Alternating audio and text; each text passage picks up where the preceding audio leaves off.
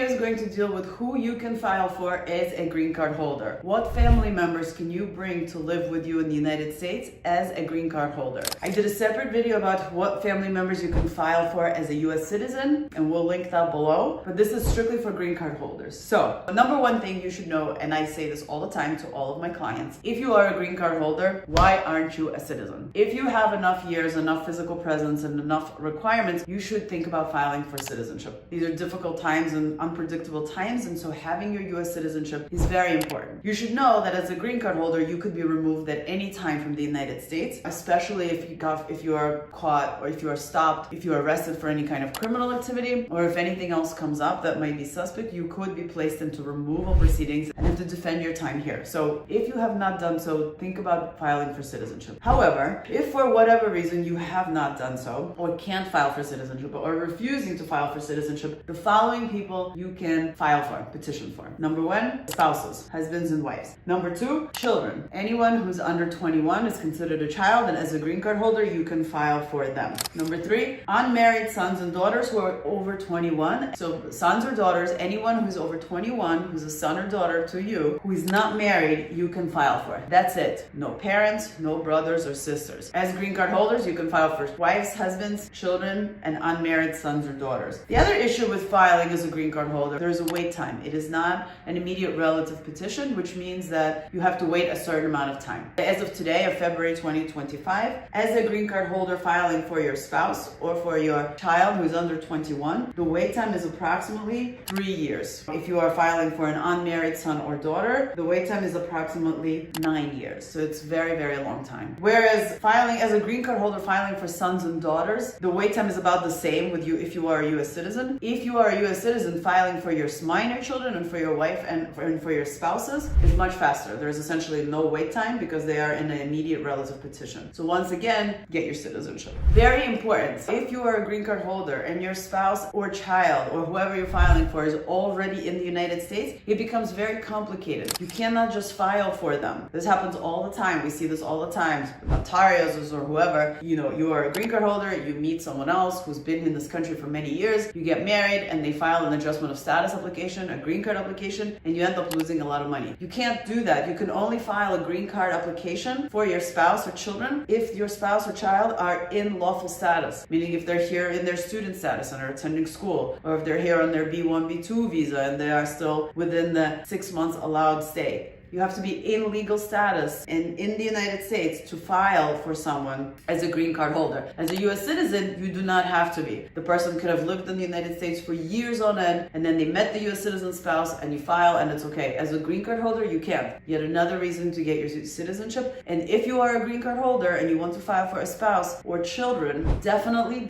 speak to an immigration attorney who knows what they're talking about, so they do not waste a lot of your time and most importantly, so much money filing needless applications that are definitely going to be denied because they're not in status.